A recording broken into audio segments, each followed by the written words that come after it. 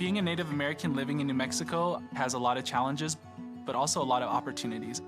My name's Jake. I'm a program manager at New Mexico Community Capital. Because of the stereotypes, growing up, I felt ashamed of my Shawnee identity. So for me, I want to flip the script for Native Americans. You ready to go to work with Daddy? The goal of New Mexico Community Capital is to strengthen Native American entrepreneurs. When we're stronger as a community, we all grow. So that's why I created the Financial and Business Basics course. When I was building the program, I knew I wanted to teach digital skills. When you learn digital skills, you could progress your career, you could expand your business, you could change your life. Well, is that saved in your drive? Cool, good job. When I found the Applied Digital Skills program from Google, I was like, this is exactly what I was looking for.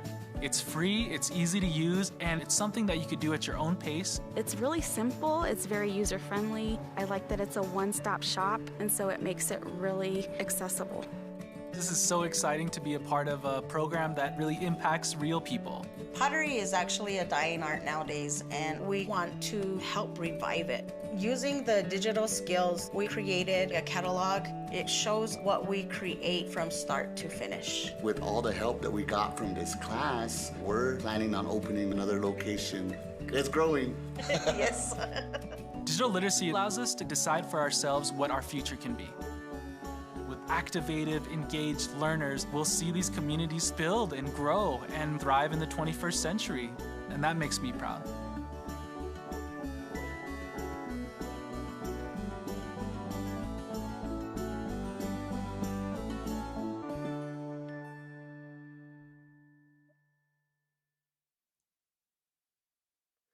Welcome back to the final plenary session of the 2020 ESHIP Summit.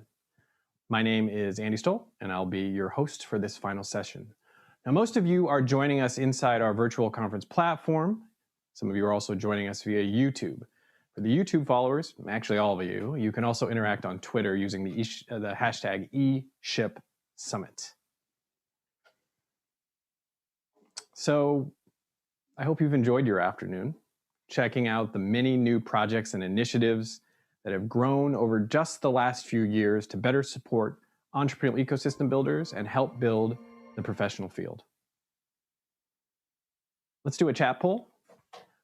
What's one thing, as you think back to the sessions you attended, what's one thing that struck you from the breakout sessions this afternoon? Share that in the chat. While you do that, I want to thank everyone who did present a breakout session this afternoon, especially our workshop leads. That was the round 3 sessions. Samantha and Norris, Hassan, Mike, Cecilia, D, Mark, and Chad. Also the facilitation team at the Value Web, as well as our tech team at Wellington to support all that. It's incredibly difficult, or would be incredibly difficult, to do those types of interactive workshops if we were all in a conference center, but to pull that off in the cyberspace is very impressive. Thank you all for making that happen.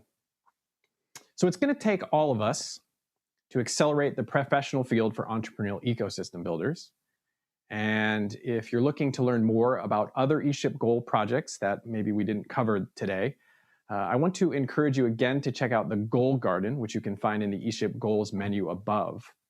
If you're working on something that isn't in this garden, or that you'd like to add, there is actually instructions inside of the Goal Garden on how to do that.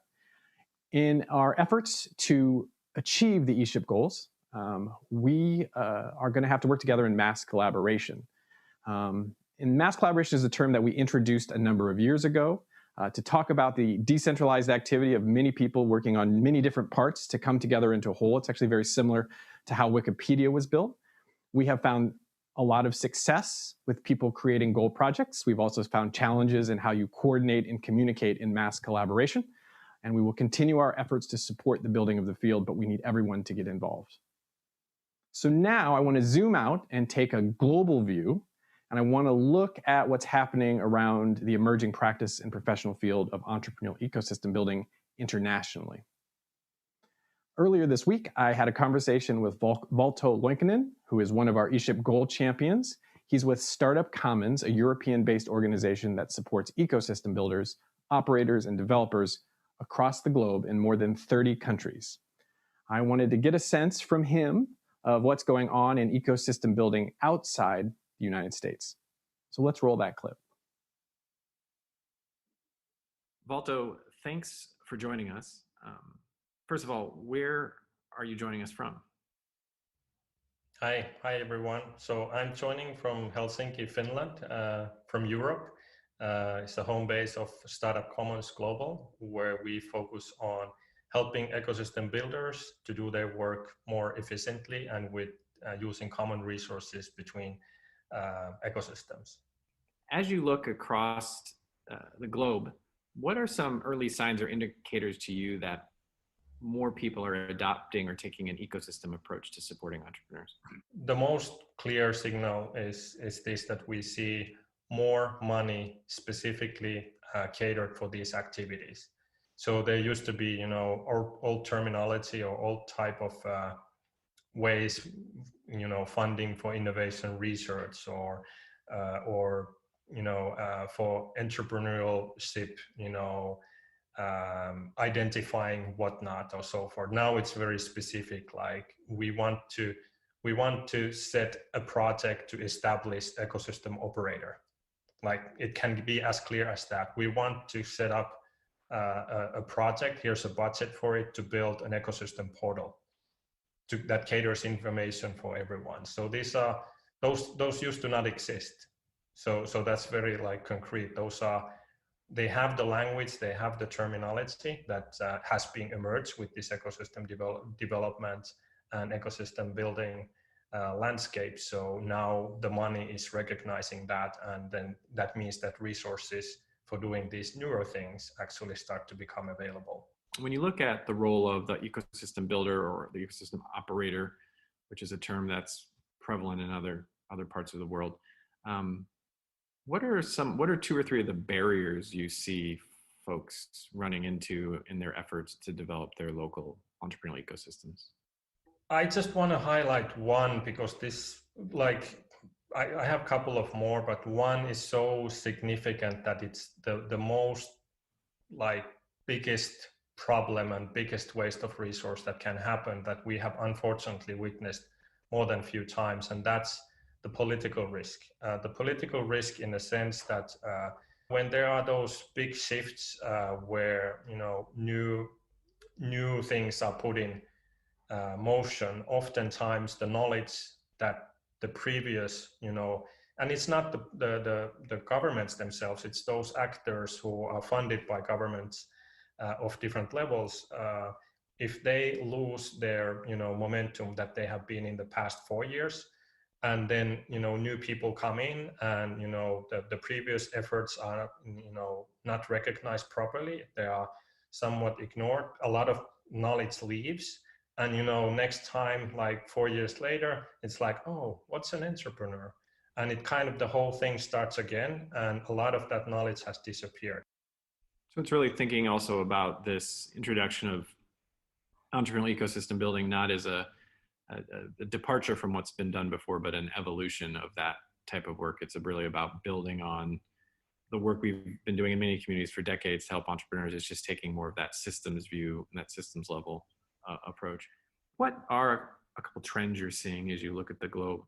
So definitely the trends we are seeing is few bigger ones. One is that of course the terminology is becoming more common, but it's also expanding. So understanding that one ecosystem builder role cannot cover all the roles that would be in the field. So if you take an analogy of a big corporation, ecosystems are much more complex than even a big corporation, and you understand from that analogy that you can't run a big organization as one individual. So if I would compare, ecosystem builder is more like a project manager for multi-project juggling, but you need other roles. You need architectures, you need orchestration, you need these types of other terms that describe more than like different functions. You need someone to help design the invisible infrastructure that the ecosystems are. And then the other thing is that digital and data has become really understood, and it has really become accelerated mainly because of COVID, most recently, people understand what is the value of data. That's really big. And then when you combine these things, one of the key terms is the ecosystem operator, that there needs to be someone who is basically able to look at more of an invisible architecture and start making that visible and scalable through these digital means and making the data available for the ecosystem. What efforts are going on globally outside the United States that you think are worth highlighting, where we're really seeing more support structures for ecosystem builders to be able to do their work more effectively? So I would say that a lot of what ESHIP has done is definitely on that area, that more of that needs to happen. So the language needs to be more common, the terminology needs to be understood in the same way. More recognition is needed. And then again, connecting back that there needs to be some type of entity or place where, ecosystem builders can come to rest. They can come to meet their peers. They have a home base, they have a base camp, they have something from where they can, get energized and then go back to the field and, get stuff done. So if there are no such things, that they constantly feel that they are, just, doing it on their own, or they are like, that not enough understand. They can take it for a while, but they need places to go, get energized. And that's one of those things where this, collaborative places need to start existing, both in local levels and then also in, state level, national level. If folks were interested in learning more about ecosystem building efforts in other parts of the country, the globe, where people could connect with, or you'd recommend people checking out? Well, I would definitely say that I want to mention Malaysia as one specific case where they have taken, not only have they developed a lot of their own, digital platform and how they coordinate that information for everyone, but they have made, I don't know how, many hundreds of thousands of euros they have spent on their own development, but they have made that open source. So basically it's free for anyone to take the software platform that they have developed in real practical use in their country, and continue to use and develop and make that available to anyone who wants to, just take that as a starting point. So I think that's like a testament to the type of level where you can take this when, you share what you create and someone else creates something else. So that's one specific that I want to mention. Of course, there's many other places, and things to mention where, in Paris, there's, huge physical infrastructure. Here in Helsinki, there significant investments into the community, and there's just, a lot of best practices to take on. So what I encourage is to stop reinventing the wheel, but just, leveraging what already exists there, and that way to expand whatever limited budgets they are available for, the own development. That's at the core of our DNA at Startup Commons, to make more of that happen.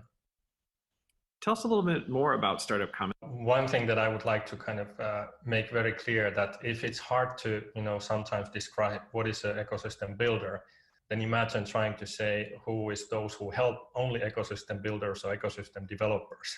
So that's the only field basically that we are focused on, is that we don't help entrepreneurs directly. We don't help local ecosystems directly. We only help those who help ecosystems to help entrepreneurs. So that's kind of a couple of layers there. But the thing is that we are laser focused on that, and all the knowledge that we accumulated, we have actually recently, we did a webinar series about some months back, and we packaged that, and we then, during COVID, we decided to make it free resource for everyone. So it basically has all of our decade worth of knowledge in a I think it's like 12 hours total package in a curriculum for everyone to consume and learn for free. So that's kind of like we have been doing that in those 30 ecosystems locally in workshop formats. So that's one of the key things that I want to kind of say, that's our giving back as much as we can, take full advantage of that, and then everything else will kind of follow from that. I also want to mention this other initiative that we started as a even additional thing to this, helping build like open standards between different actors. It's called OS for Growth, so Open Standards for Growth.org. So those are two things, and that in that initiative we understand that we are not able to, and nor would any other individual organization to be able to create standards. So that's kind of a, let's say, a global place to come, bring all your things together for common benefit, and we support that. We want others to join supporting that. And then that also helps to bring things even more kind of into that open source way of working. If someone was listening and they wanted to do more to help ecosystem builders to really build the professional practice, what are a couple things that you would recommend that they think about? I would have to say that this thing needs to be taken seriously. So it's kind of treated like entrepreneurs used to be treated at some point, specifically new entrepreneurs. They were often treated that, oh yeah, they are nice and they are good, that they do good things, but there's these big companies that they are very important. We need to put all our economic development effort for that. And now I don't think that anymore there's question of how important entrepreneurs are. So now it's the next thing is like ecosystem builders. It's the same thing. Like yeah, it's nice that they're doing things, but they need serious resources. It's extremely hard job. And there is some kind of illusion that how much an individual can do. So ecosystem builders need much more resources, but it needs to be thoughtfully built and thoughtfully considered. How does that function then look like more as a permanent position, regardless of who holds those jobs at any given time?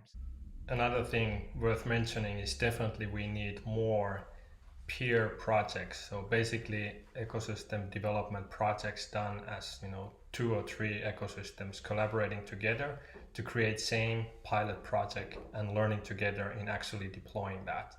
So there's a lot of risks. Doing new things are always risky, and that's why people and actors seek for shared best practices. But when you need to create something that is not an existing best practice, how do you create the new? And that's definitely something that we see that would be highly beneficial, that there would be these types of peer projects. That is something that definitely doesn't exist but should exist much more. This has been fantastic, Valto. Thanks for chatting with me. Thanks, Andy. It's been my pleasure. Thank you, Valto, for your leadership and all of your work as an ESHIP Goal champion and all the work you do around the globe to help build the professional practice of entrepreneurial ecosystem building. Now I'd like to invite some familiar faces back into the conversation. Cecilia and Christine, who are our ESHIP Goal community activators. We've seen a lot of them today. Bring back Faye, who co-hosted part of day 1. She's from Forward Cities, and Kristen, who is the executive director of the Startup Champions Network. Many of you hopefully attended her session today. Welcome back to the closing of the 2020 ESHIP Summit. What we're going to do here is I want to take a few minutes to ask the folks at home a few questions, and we're going to make our way through the poll questions that we have posted. For those of you on YouTube, you can use the Twitter hashtag ESHIP Summit to share your answers. So if you look over in the polls, the first question is, what is your biggest takeaway from today? And I'd love to hear your answer.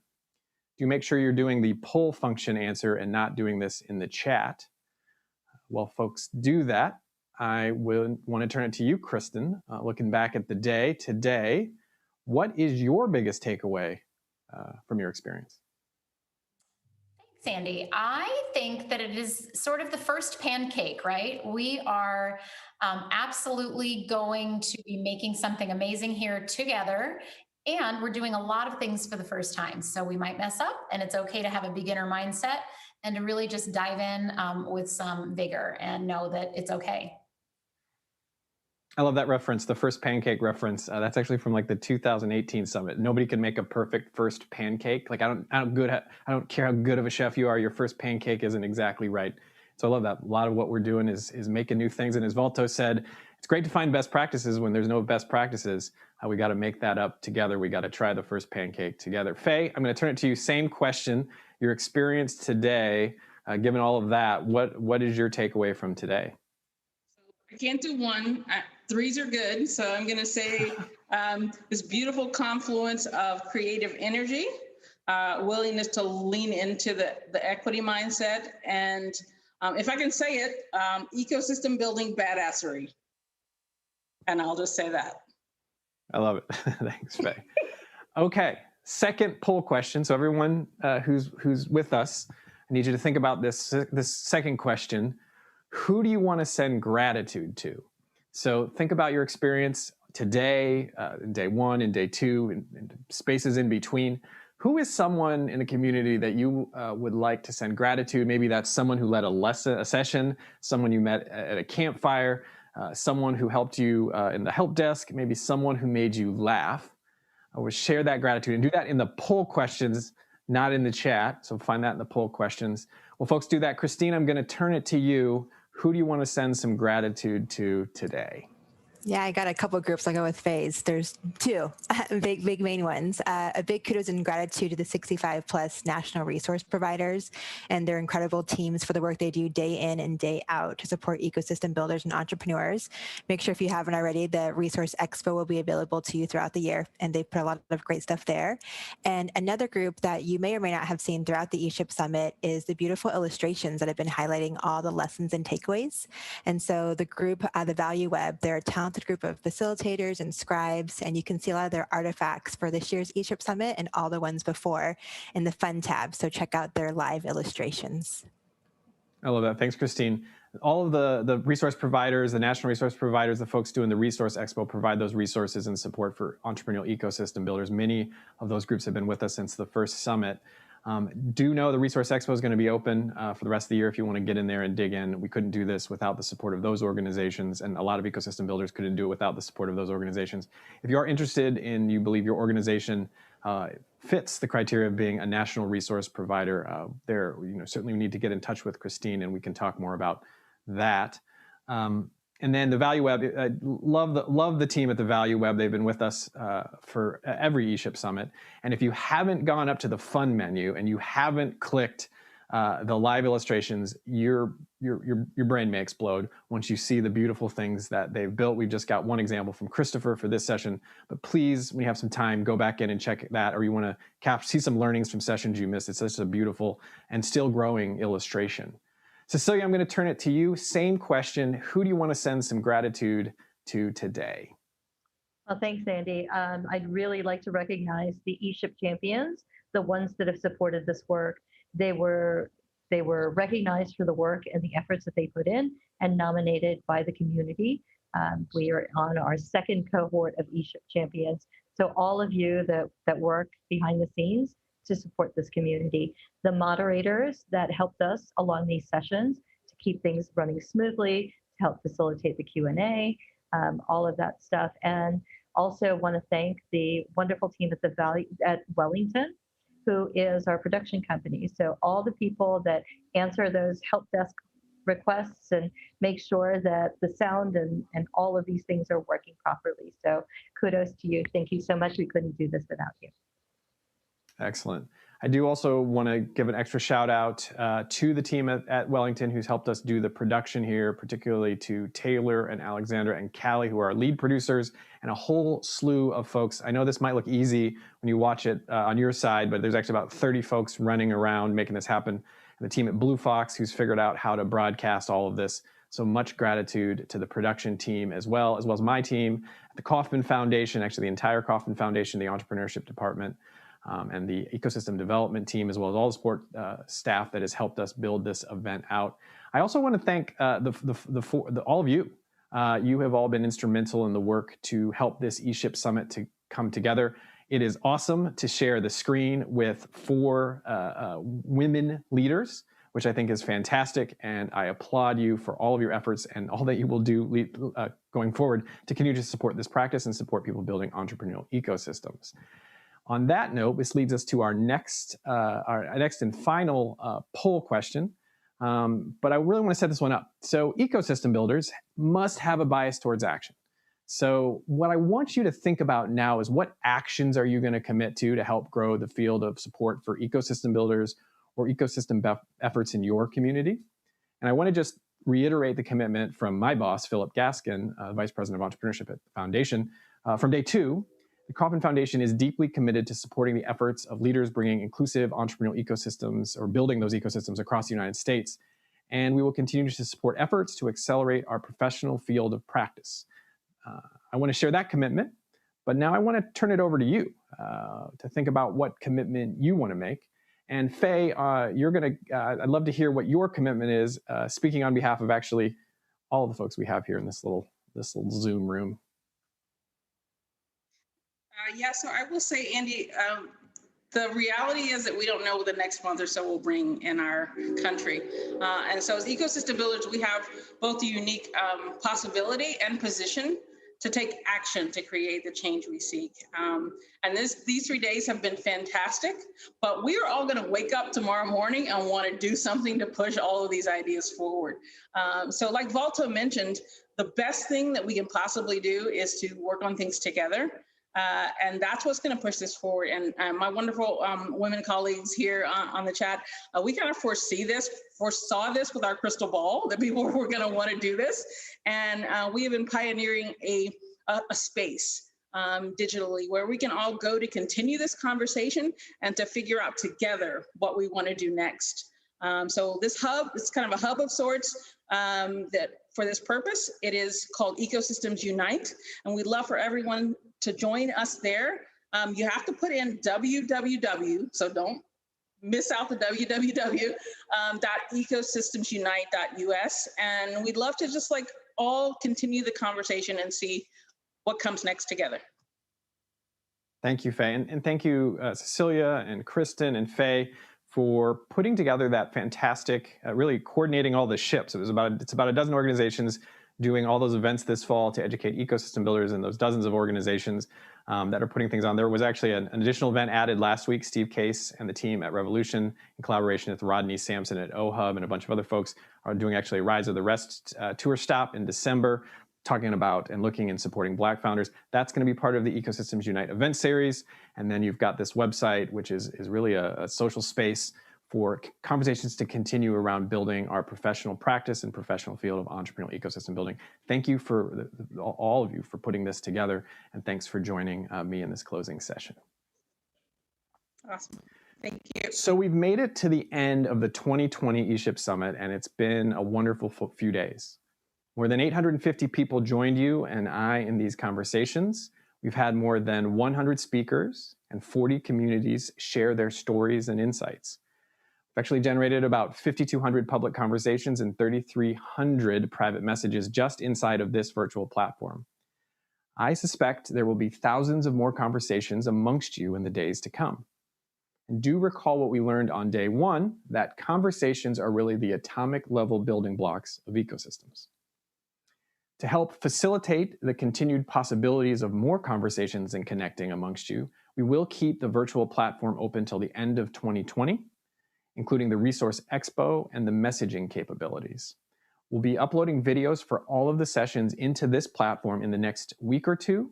So if you want to revisit your favorite one or catch a session you missed.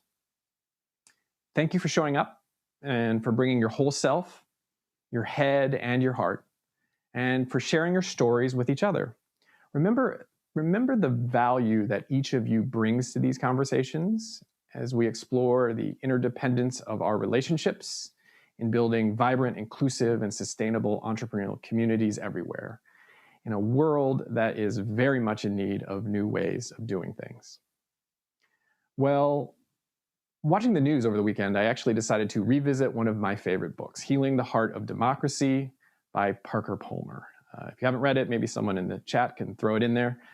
On its face, the book doesn't sound like a book about ecosystem building, but in fact, it gets to the core of what I think ecosystem builders must do, especially in anxious and uncertain times, which is to lead with your heart. There was a passage that struck me as very relevant to our purposes today that I want to share with you now. So, quoting Terry Tempest Williams, Parker Palmer begins, quote, "The human heart is the first home of democracy. It is where we embrace our questions. Can we be equitable? Can we be generous? Can we listen with our whole beings, not just our minds, and offer our attention rather than our opinions? And do we have enough resolve in our hearts to act courageously, relentlessly, without giving up, ever, trusting our fellow citizens to join with us in our determined pursuit of a living democracy?" End quote. Parker goes on, "We grow up in educational and religious institutions that treat us as a member of an audience instead of an actor in a drama." He concludes, "It takes a village to do anything worth doing." Thank you, my friends, for being that village for each other. Before I send you off, I want to invite you to center yourself on your heart for a moment to help remind you why you showed up here in the first place. It's one simple question, and it's one we frequently ask in this community. Why do you do what you do? Let's sit with that question for a moment. Perhaps scribble some thoughts down on a piece of paper, and then when you're ready, share your answer in the chat. I'm going to give you just a moment to do that because I think it's important.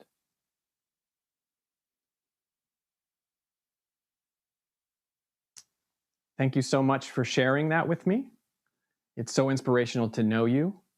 Thank you so much for doing what you do every day. It's already made quite the difference.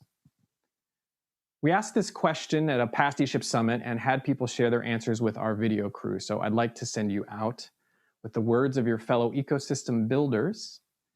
And I hope you'll join us at the social hour immediately following this session.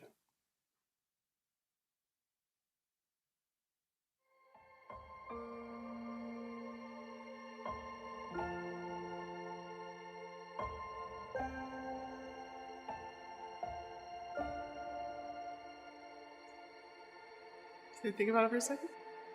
You would think somebody after 32 years would be able to answer that question in a heartbeat. Why do I do what I do?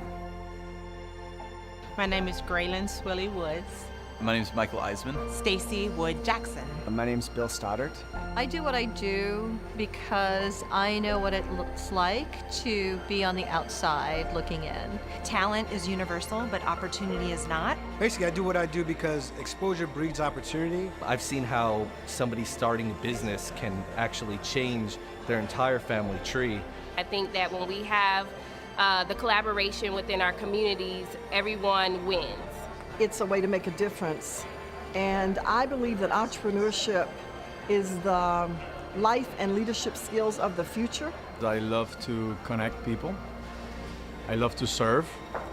I love to listen to people and try to see how I can help them. And I have a generation behind me that want to be empowered, they want to live a better life, and I have to work hard for them as my mother and my grandmother and all of my ancestors worked hard for me. The programs and the events and the classes and the space that we provide will be here a lot longer than I will. That's why I do what I do. I believe in people's inherent dignity and their right to be able to pursue their passions and dreams, because I've been lucky enough to do that, and so I want to use the gifts and abilities that I've been given to empower other people to do that too. I think local government can and should be a strong force for creating opportunity and inclusion in my community. The primary reason I do what I do is because I can see the impact to the communities that are important to me. I gather people to create collective work, collective action, and collective responses to make the community better. I started a business, and I started a second, and I bought a third, and today I make sure that I help other families have the same kind of options for themselves too. I do what I do because I like to be activated. And activated for me means that I can see the immediate impact that I have on individuals that can also affect their communities. I do what I do because I love people. I love to create and build things. I want to be a lever that can move the world. I'm rather compelled to take care of people. And it's very important for us to keep fostering this type of community and entrepreneurship across the U.S. The people in my neighborhood and in my city don't deserve the kind of suffering and fear that they're living in. I feel like this is the thread that stitches through everything I've done. It was really important to me to make sure that others had a much clearer path when they're starting that first company. I want to make sure that my state and my community has a future that goes far beyond farming or the occupations of the last century. I do what I do because it's my definitive purpose to do. I do what I do because I get a great sense of fulfillment from helping entrepreneurs better understand the technology that's available to them to help scale their ventures. To make a difference in my community and to be able to inspire other people who are just like me. I do what I do because it's a chance to give back. And I'm at the part in my career where I'd like to give back and see that more people are at the table.